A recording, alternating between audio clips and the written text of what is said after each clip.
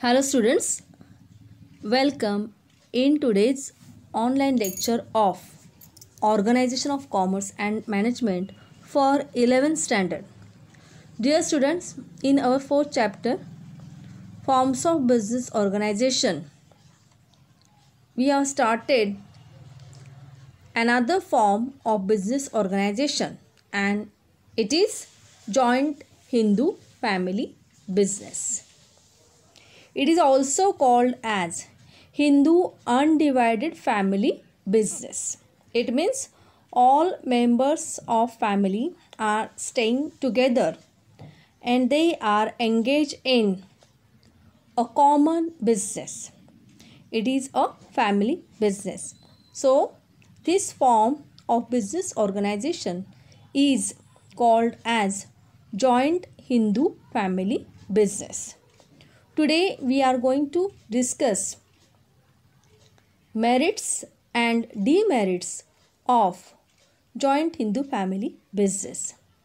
In our earlier video, we have discussed about features of this Joint Hindu Family Business. In that, we have seen that Joint Hindu Family Business exists only in India and it is guided by Hindu Succession Act 1956. Then formation of Joint Hindu Family Business is very simple and easy. And the member of family becomes the member of that business. No agreement is required. The senior-most person is called as Karta in the family and he controls all the business activities, and another remaining members are called as co-partners. Then there is no limit on membership, means no any specific number is given for the maximum and minimum number. Then in case of Joint Hindu Family Business, there is joint ownership of property, means Karta and co-partners are jointly owner of the property. Actually, Karta is the custodian of the joint property. Then this business also enjoys good credit standing in the market because Karta is having the unlimited liability. So banks and other financial institutions are ready to grant the loans. Then the total management activities of this business are controlled by Karta. Maybe sometimes Karta consult the important matters with the co-partners. Otherwise, all the routine activities are managed and controlled by Karta alone. Then about the profit sharing ratio, we have seen that no any specific ratio of profit and losses is given, and generally this ratio keeps on changing depending upon birth and death in the family. म्हणजे joint Hindu family हा जो व्यवसाय संघटन प्रकार आहे ज्याला अविभक्त हिंदू कुटुंब संस्थेचा व्यवसाय असं म्हणलेलं आहे. तर यामध्ये आपण बघितलेलं आहे की सगळे फॅमिलीमधले मेंबर्स एकत्र राहत असतात आणि त्यांचा वंश परंपरेने चालत आलेला जो व्यवसाय आहे तोच ते व्यवसाय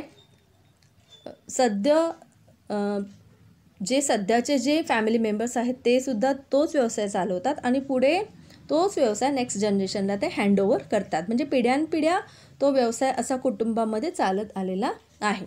ठीक आहे. तर यामध्ये आपण बघितलेलं की हा जो व्यवसाय संघटन प्रकार आहे तो भारतामध्ये आपल्याला दिसून येतो. त्यानंतर या व्यवसायाची स्थापना करणं म्हणजे फॉर्मेशन हे खूप सोपं आहे. काही ॲग्रीमेंट वगैरे करण्याची गरज नाही आहे. त्यानंतर इथे किती मेंबर्स असावेत, मिनिमम मॅक्झिमम असा कुठलाही प्रश्न नाही, त्याच्यावरती कोणतीही लिमिटेशन्स नाही आहेत. त्यानंतर कर्ता आणि जे इतर जे को-पार्टनर्स आहेत ते संयुक्त मालक असतात. म्हणजे असं नाही आहे की कर्ता बिझनेस सांभाळतो किंवा तो सिनियर मोस्ट पर्सन आहे म्हणून तोच एकटा मालक आहेत संपत्तीचे आणि बाकीच्यांचा हक्क नाही असं काही नाही. तर कर्ता आणि इतर जे सदस्य आहेत, सहकर्ते आहेत, ते संयुक्त मालक आहेत या व्यवसायाचे. त्यानंतर या व्यवसाय संघटन प्रकाराला मार्केटमध्ये चांगली पत आहे, कारण कर्त्याला अनलिमिटेड लायबिलिटी आहे, अमर्यादित त्याची जबाबदारी आहे आणि त्यामुळे बँका आणि इतर ज्या फायनान्शियल इन्स्टिट्यूशन्स आहेत त्या अगदी सहजपणे त्यांना लोन वगैरे देण्यास तयार होतात. व्यवस्थापन या व्यवसायाचे पूर्णपणे कर्त्याच्या हातात आहे. कर्ता सगळ्या व्यवसायाला आवश्यक असणाऱ्या प्लॅन्स आणि पॉलिसीज करतो आणि कधी इम्पॉर्टंट काही मॅटर्स असतील तर तो कधी आपल्या सहकर्त्यांशी तो डिस्कस करत असतो. आणि प्रॉफिट शेअरिंगच्या बाबतीमध्ये असं आपल्याला सांगता येईल की कोणताही असं स्पेसिफिक रेशो नाही की त्याद्वारे कर्ता आणि कोपार्टनर झालेला नफा तोटा हा विभागून घेतात. हा जो रेशो आहे प्रॉफिट शेअरिंग रेशोचा, तो नेहमी बदलत असणारा असतो आणि बेसिकली तो कुटुंबातील जन्म आणि मृत्यू दर याच्यावरती तो डिपेंड असतो. तर हे सगळे शॉर्टमध्ये तुम्हाला मी वैशिष्ट्य सांगितलेले आहेत. आता आपण याचे काही फायदे आणि काही तोटे जे आहेत ते आपण डिस्कस करूया. नाव C.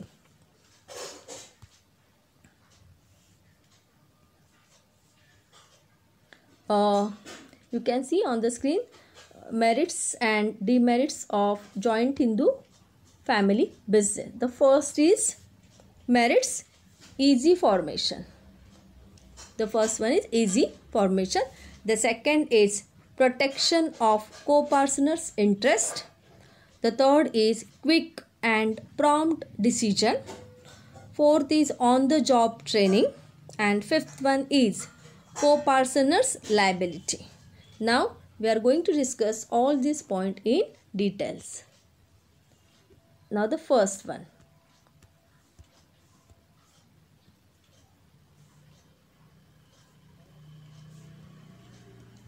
The first is easy formation. See, the joint Hindu family business is easy to start as registration and agreement is not required for its formation. There is no any restriction on minimum and maximum number of members. It comes into existence as per Hindu law. म्हणजे बघा की joint Hindu family business हा स्थापित करणं किंवा तो establish करणं हे अतिशय सोपं आहे. सोपं का आहे? कारण इथे कोणत्याही कायदेशीर तरतुदींचे पालन करावे लागत नाही, कुठलाही ॲग्रीमेंट वगैरे करावं लागत नाही. कारण कुटुंबातील जे सर्व व्यक्ती असतात ते आपोआपच या व्यवसायाचे सहकर्ते बनतात. म्हणजे त्यांच्याशी परत एखादा नवीन ॲग्रीमेंट करण्याची इथे गरज नाही. त्याचप्रमाणे सभासद संख्येवरती ती किमान किती असावी किंवा जास्तीत जास्त किती असावी याचे कोणतेही बंधन नाही. व्यवसायाची नोंदणी करणे सक्तीचे नाही. कोणताही व्यवसाय केव्हाही सुरू करता येतो, अगर तो बंद करता येतो. आणि या व्यवसायाचे सर्व जे ॲक्टिव्हिटीज आहेत ते सर्व हिंदू कायद्याप्रमाणे, हिंदू लॉप्रमाणे चालतात. त्यामुळे या व्यवसायाची स्थापना करणं हे अतिशय सुलभ आहे. ठीक आहे. नाव the second point, protection of co-partners' interest. See, co-partners have right to demand partition. Karta takes utmost means maximum care of their interests. आता co-partners interest म्हणजे काय? तर सहकर्त्यांचे हित. आता हा जो कर्ता आहे जॉईंट हिंदू फॅमिली बिझनेसमधला, त्याची जी जबाबदारी आहे ती कशी आहे? अनलिमिटेड आहे. Unlimited, now you know the meaning of unlimited liability. It means there is no distinction between the personal property and business property. Okay, so in case of repayment of loan, if the assets are less, then karta is required to do the repayment of loan by selling his personal property. that is called the unlimited liability. Now here karta is taking all the decision and always he is try to take the correct decision so that the interest of the co-partners can be safeguarded. Otherwise co-partners have a right to demand the partition. म्हणजे पहा की सहकर्ते को-पार्टनर्स जे आहेत म्हणजेच सहकर्ते जे आहेत त्यांना तो अधिकार दिलेला आहे की त्यांचा संपत्तीमधला वाटा ते मागू शकतात. पार्टिशन म्हणजे वाटा मागणे संपत्तीमधला. वडिलोपार्जित जी संपत्ती आहे या व्यवसायामधली त्यातील हिस्सा को-पार्टनर्स मागू शकतात आणि त्यामुळे कर्ता नेहमी योग्य निर्णय घेण्याचा प्रयत्न करत असतो. कारण त्याला माहीत असतं की जर व्यवसायामध्ये अशा प्रकारे तोटा व्हायला लागला, जर आपले निर्णय चुकीचे व्हायला लागले तर इतर सहकर्ते प्रॉपर्टीमधला त्यांचा हिस्सा मागू शकतात. ते त्यांचा जो संपत्तीमधला वाटा आहे तो ते मागून घेऊ शकतात आणि त्यामुळे कर्ता नेहमी जे को-पार्टनर्स आहे त्यांचं जे आर्थिक हित आहे ते तसेच राहील याचा तो आटोकाट प्रयत्न करत असतो. ठीक आहे. Now the third one is quick and prompt decision. The karta is senior most family member. Karta has enough experience and knowledge of the family business. Karta takes all decisions. Karta can take right and quick decision at the right time on the basis of experience. म्हणजे या व्यवसायामध्ये कर्ता ही कुटुंबातील सर्वात ज्येष्ठ व्यक्ती असते.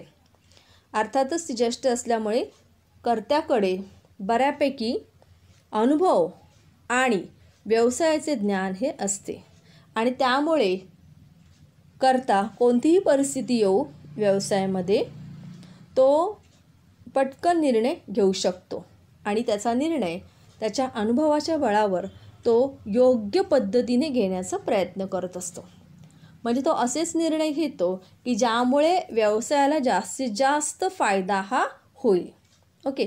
So Karta is not required to spend much time on discussion and consultation with co-partners.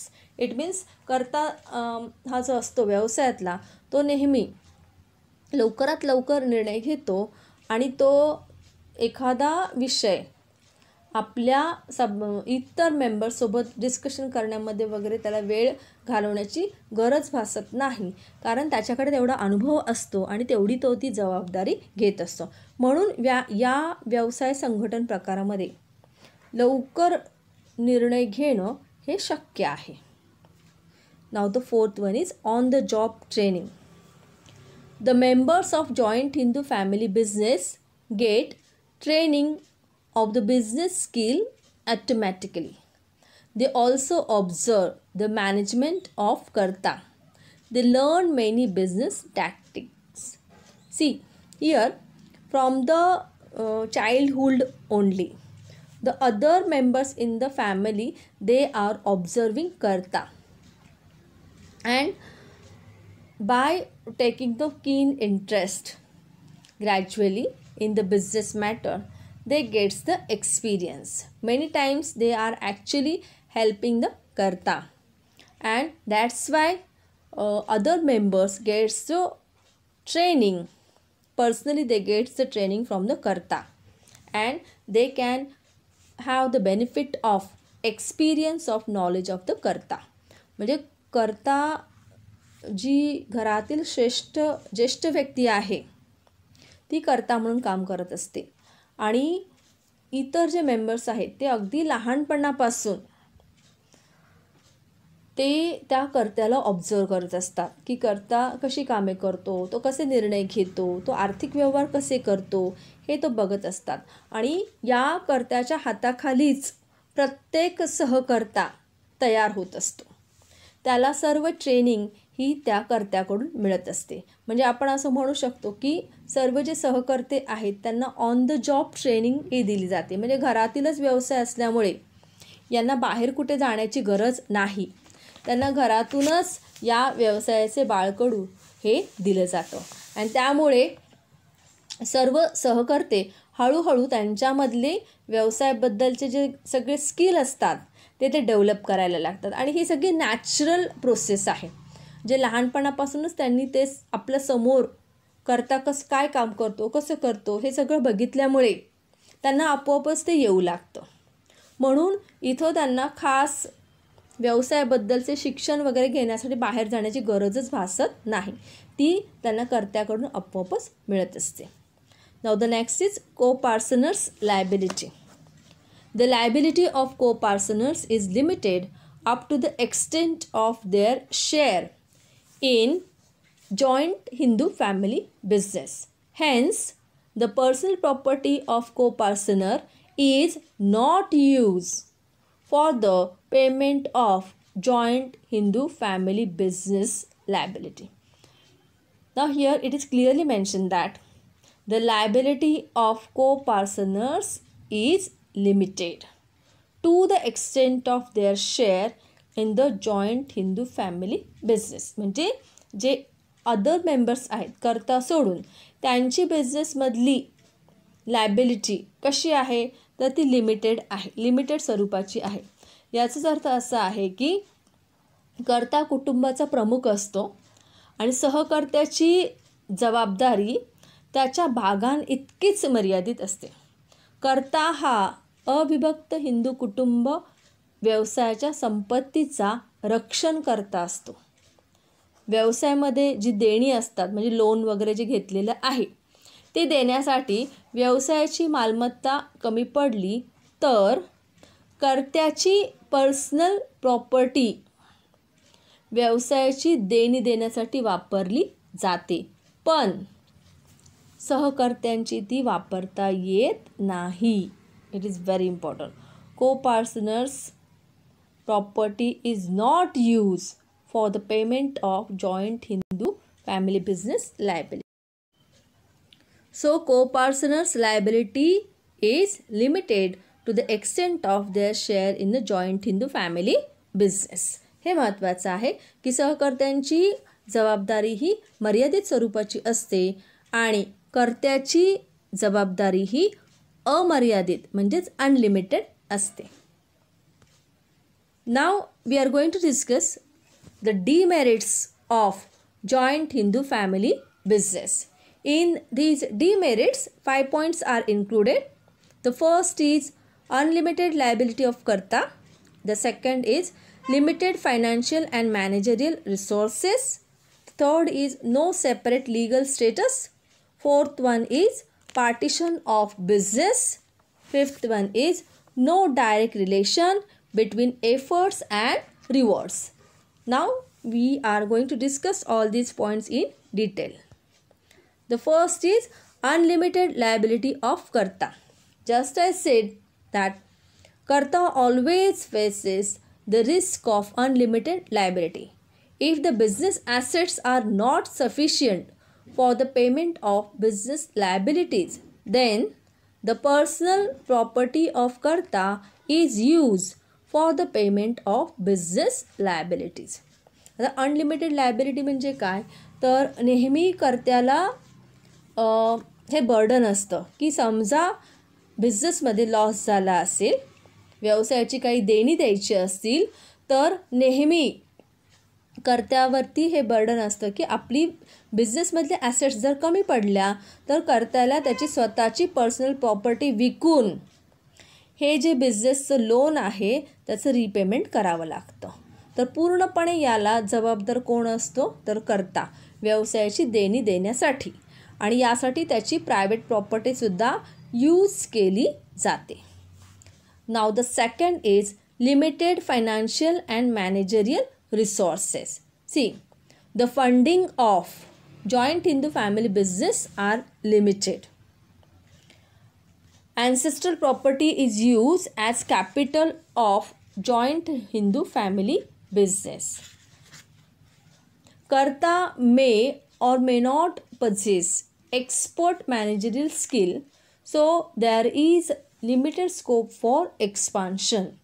म्हणजे या व्यवसाय संघटन प्रकारामध्ये मोठ्या प्रमाणामध्ये भांडवल उभं करता येत नाही, कारण जी काही संपत्ती आहे ती पूर्वजांपासून या व्यवसायामध्ये जी पूर्वजांची संपत्ती आहे तीच पुढे नवीन पिढी ही कॅरी ऑन करत असते, आणि त्यामुळे भांडवलाची कमतरता हा एक मोठा प्रश्न या व्यवसायातील कर्त्यापुढे असतो. तसेच मॅनेजरियल स्किल्स, कर्त्यामध्ये सगळ्याच मॅनेजरियल स्किल्स असतीलच असं काही नाही. म्हणजे बऱ्याच वेळा काही काही डिसिजन्स कर्त्याचे सुद्धा चुकू शकतात की त्याच्याकडे तेवढं एक्सपर्ट नॉलेज हे नसतं, पण केवळ तो घरातील ज्येष्ठ व्यक्ती आहे म्हणून तो व्यवसायाचा कर्ता हा बनतो. पण मे बी असं असू शकतं की बिझनेसचं व्यवस्थापन कसं करायचं, योग्य निर्णय कसे घ्यायचे, हे त्याच्यामध्ये या क्वालिटीज असतीलच असं काही नाही, आणि त्यामुळे व्यवसायाचं जास्त एक्सपान्शनसुद्धा होऊ शकत नाही. So this joint Hindu family business may have the problems of limited financial assets and limited managerial resources. Okay. Then the next is no separate legal status. See, as per the Hindu law, joint Hindu family business and the family member are one and same. Business does not enjoy separate legal status from its member. म्हणजे हा जो व्यवसाय संघटन प्रकार आहे त्याला कायदेशीर असे सेपरेट अस्तित्व नाही. म्हणजे पूर्णपणे ते कर्ता आणि त्यांचे फॅमिली मेंबर्स यांच्यावरती ते अवलंबून आहे. म्हणजे जोपर्यंत ही सगळे फॅमिली मेंबर्स एकत्र आहेत, त्यांच्यामध्ये वादविवाद नाहीत, व्यवस्थित त्या सर्व बिझनेस ॲक्टिव्हिटीज कॅरी ऑन करतायत, तोपर्यंत हा व्यवसाय संघटन प्रकार टिकून राहू शकतो. परंतु जर त्यांचे इंटरनल डिस्प्यूट्स जास्त वाढले आणि सगळेच सहकर्ते जर सेपरेट झाले तर हा व्यवसाय संघटन प्रकार अस्तित्वात राहू शकत नाही. Okay, so business does not enjoy separate legal status from its member. म्हणजे सगळे मेंबर एकत्र आहेत तेव्हा हा व्यवसाय संघटन प्रकार अस्तित्वात असू शकतो. परंतु जेव्हा ते सेपरेट होतात, आपापला शेअर काढून घेतात, तेव्हा मात्र या व्यवसाय संघटन प्रकाराला धोका निर्माण होऊ शकतो. Now the next is partition of business. The number of members are more in a joint Hindu family business. There can be conflicts, quarrels and disputes among the members. The co-partners may be dissatisfied with the management of Karta. This can lead to the partition of business. म्हणजे या बिझनेसमध्ये हा कुटुंबाचा व्यवसाय असतो आणि कुटुंबामध्ये सदस्य संख्या ही जास्त असेल तर या सदस्यांमध्ये, या कुटुंबातील मेंबर्समध्ये वादविवाद निर्माण होऊ शकतात, त्यांच्यामध्ये भांडणतंटा हा निर्माण होऊ शकतो. आणि बरेच मेंबर कधीकधी असं होतं की ज्या प्रकारे कर्ता व्यवसायाचं व्यवस्थापन करतो त्यावरती ते समाधानी नसतात, आणि अशा वेळी हे जे सहकर्ते असतात ते आपला हिस्सा, या व्यवसायातील आपला हिस्सा ते मागू शकतात आणि ते सेपरेट होऊ शकतात. So there can be partition of business in a joint Hindu family firm. Okay, now the next is no direct relation between efforts and rewards. See, karta is the controller and manager of this business. He is taking all efforts to control various business activities. The rewards of business is distributed among all co-partners. The hardworking as well as inefficient co-partners shares the profit. Now, why it is said that no direct relation between efforts and rewards? See, in the case of sole trading concern, we said that there is a direct relation between the efforts and rewards. How? Because sole trader is taking all the efforts for the betterment of business. Why he is ready to do that hard work? Because he knows that if the business gets the profit will goes in my pocket only. There is no one who will share my profit. But in case of joint Hindu family business, sometimes it happens that only the karta is taking all efforts for the growth of business. He is doing the hard work. He is taking all the efforts, and other members are not involved in any activities of business. Still they gets the share in profit. म्हणजे या व्यवसाय संघटन प्रकारामध्ये असं दिसून येतं की जो कर्ता आहे, जो कर्ता म्हणून काम करतो, तो अतिशय परिश्रम करतो व्यवसायासाठी. व्यवसायामध्ये नफा व्हावा म्हणून तो दिवस रात्र कष्ट करतो. परंतु व्यवसायाला जेव्हा नफा होतो तेव्हा मात्र इतर सहकर्त्यांना सुद्धा त्या नफ्यातील हिस्सा हा द्यावा लागतो. म्हणजे भलेही सहकर्ता एखादा काम करत असेल किंवा नसेल, त्याची इन्व्हॉल्वमेंट बिझनेसमध्ये असेल किंवा नसेल, तरीसुद्धा त्याला त्याचा नफ्यातील हिस्सा हा द्यावाच लागतो. So it is said no direct relation between efforts and rewards. म्हणजे एखाद्या सहकर्त्याने कर्त्यास काहीही मदत नाही केली तरीसुद्धा तो नफ्यातील हिश्श्यावरती क्लेम करू शकतो. म्हणून असं इथे सांगितलेलं आहे की इथं कष्ट आणि त्याचं फळ हे सगळंच कर्त्यालाच मिळेल असे काही नाही. यामध्ये सहकर्तेसुद्धा तेवढेच सहभागी होऊ शकतात. Okay, so all these are called merits and demerits of joint Hindu family business. I hope students you have understood all the merits and demerits of this form of business organization. Just check. Merits means easy formation, protection of co-partners' interest, quick and prompt decision, on the job training, and co-partners' liability. All these points are related with the merits.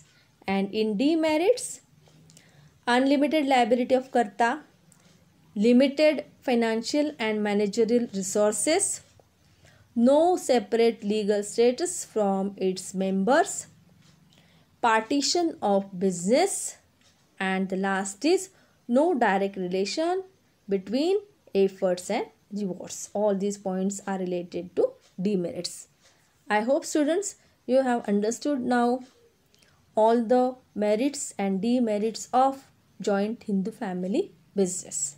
In our next lecture, we are going to start another form of business organization.